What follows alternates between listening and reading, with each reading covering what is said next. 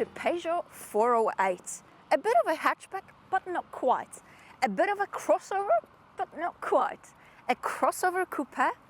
Well, it is French, and they are always a little bit different. It's the sort of car no one has asked for. Yet, when you look at it, well, stylish, cool, expensive looking. It is rather bold, so it's not everyone's cup of tea. But let's look beneath the surface and see what this French beauty is all about.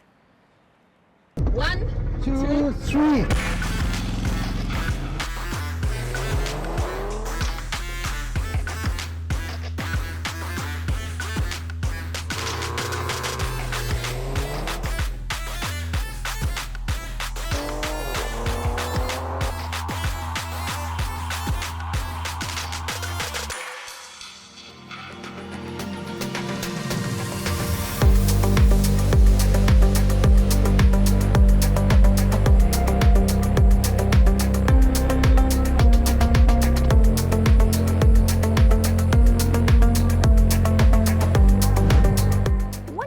Engines, it is rather simple. We've got one pure petrol and two plug-in hybrid petrols.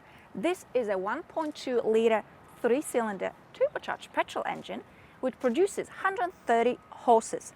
Now all 408s are front-wheel drive and all of them are being operated by an 8-speed automatic gearbox.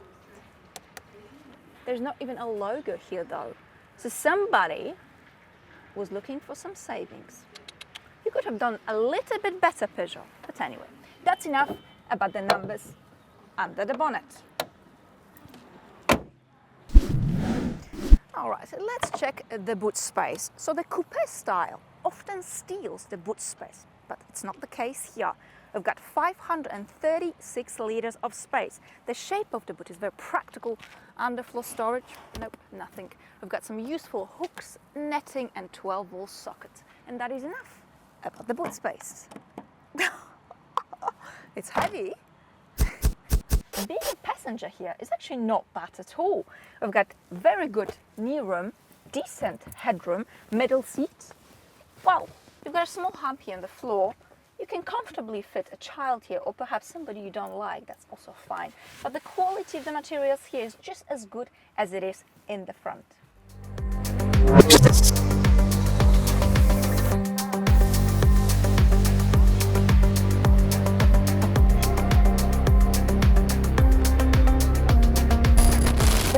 The design of the cabin is simple yet very elegant, and I think it puts other, even more premium car manufacturers to shame, because the quality of the materials, the fit and finish is very good, and this isn't even top of the range, which is the GT line. Now that's nice. Let's hop onto practicality. But what it is, you can easily fit it in the door bin, pop the button here, very good, plenty of storage space down here. USB-C port, very good, more storage space, 12-volt socket, another USB-C port. This is also to plug in your iPhone for Apple CarPlay or your Android. I do like this petite lever, very neat. Wow, small volt charging, that's a very good location. Okay, the steering wheel, it appears as if half of it is missing, but it's just a question of looking over the steering wheel at your digital driver display versus through it. I promise you, a few hours and you're used to it. Okay, onto the infotainment system. So the system itself is easy, straightforward, pretty quick to respond. Actually, let's check. It's very quick to respond to the touch of your finger. Okay. It's intuitive, and you have shortcuts, navigation, phone, media. Let's turn on the volume, very good. You also have heated seats, very good. You also have the shortcut buttons down here for your climate, your car settings, or to recirculate the air. And the buttons they have a structure, which feels a bit more expensive. Physical knob for your volume. Overall, the cabin is pretty and is very functional.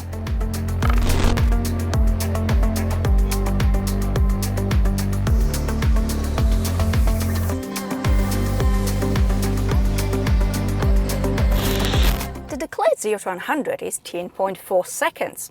That's not very fast, is it? Well, let's see if we can be faster. Sport mode activated. Time to switch off the nannies. The annoying stop-start button, that's deactivated. Traction control, off. Lane keeping assist, off in case we get carried away. Very good. Foot on the brake, foot on the throttle. Go on, you Frenchie. Now it's time to show me what you've got. We're off to a slightly slow start. Oh dear, it's taking forever. But actually, it's not forever. It is 9.74 versus 10.4. Not bad. So how does this car feel to drive? It is chilled, relaxing, and reasonably quiet. When you pick up some speed on the motorway, there's a bit of tire noise, but generally speaking, it is a very decent cruiser, being long distance or you're just trotting around town. The suspension does a pretty good job absorbing bumps, potholes, imperfections.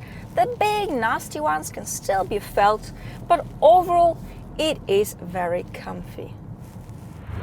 The visibility in the front is absolutely fine, the rear not so fine, but hey, looking good, especially from the backside, is sometimes associated with being so wrapped up in yourself that you don't see what's around you. Is it a disaster? Oh, will it kill you? Of course not. This is a front-wheel drive car, which means it is easy to drive. It is also easy to park and maneuver. And the light steering certainly does help, even though initially it might feel as if half of it is missing. But I promise you, it's just a question of getting used to. Let's put you into sport mode. You can feel the steering becomes heavier and more responsive. But has it got any punch? Well, time to floor it. And the answer is, well, yes and no. It all depends on what you're used to. But I reckon for the vast majority of people looking for a solid daily driver, this is sufficient.